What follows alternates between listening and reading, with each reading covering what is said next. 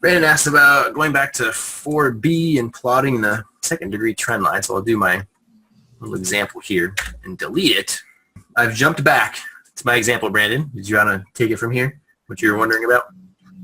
Yeah, I was just, excuse me, just curious. I don't know if the second degree was throwing me off, whether or not we're just plotting that again with the specific Q values, or is there a specific, is it actually, you know, part of an equation or something like that? It's not, I mean, we've got our curves here, and they're referring to, I've got equations actually for 1990s average cost, 2000s average cost. And when I said in part B that I just wanted you to make a column and you're only going to refer to 3 different points, and again, in my little example here, I only did, well, I said I made up my third point here. So I'm not actually typing in an equation for the long run curve. Again, I'm just referring to whatever that particular data value is. I just said 1990 referred to when, in this case, I did Q equals 1, and the problem I had you do. So I'm picking out 3 different points from those 3 different lines. In kind of a similar way that when they did this curve here, 29, these points R and M and E are different points on these different short-run curves. Dr. Shaughnessy, we're not seeing your screen right now. You think I would learn at this point? Thanks. All right. So when I said in the question to look at 1990s at a particular, you know, when quantity is 2, another short-run curve when quantity is 18, another short-run curve when the quantity is 10. And in slide 29, we've got the 3 short-run average cost curves here.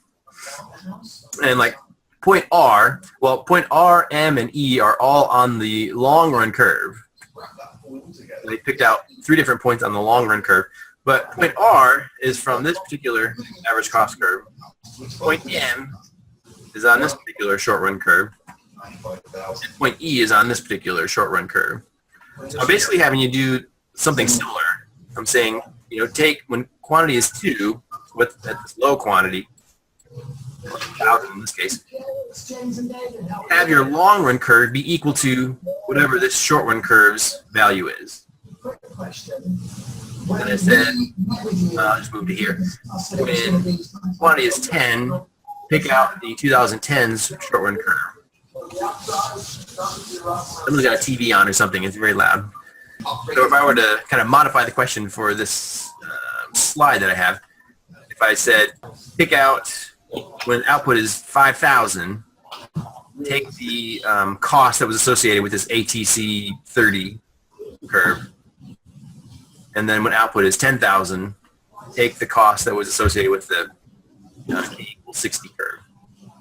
At an output of 5,000, this ATC 10 curve, I mean, that has a certain cost associated with it. I mean, this ATC 10, I could figure out what that cost is at 5,000 units. It'd be way up here somewhere.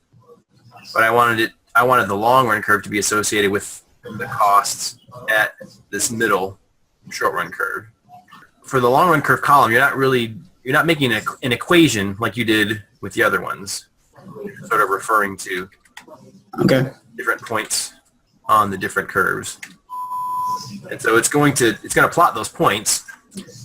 Once you do that, if you say, you know, you want to make another line, I want to make a third line here. I want to add one. I'll call it ATC, long run ATC. My X values are only going to be 3 X values now. Oops, they're going to be all these as my X values. But my Y values is only going to be 3 of those. This was in this column. And so those are my green dots. So again, I had this first value when Q equals 1.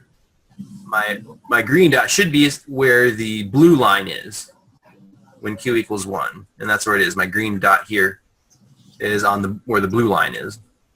And then I had the long run curve cost equal to the year 2000's cost when Q equals 10. So when Q equals 10, my green dot should be on the red line. That's where it is. Okay. And then I just made up this one to be at this point. So I've got three dots here, and that's all I need to make a U-shaped second degree polynomial trend line. It rolls off the tongue.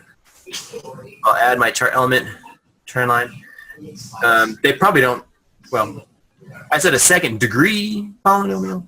In Excel's terms, they call it a second, of an order 2. First degree polynomial would just be a straight line, actually. Third degree polynomial would be an order 3, but we just want to have an order 2. It means it's a quadratic, so it just makes like the nice U-shaped line that connects all 3 of those dots.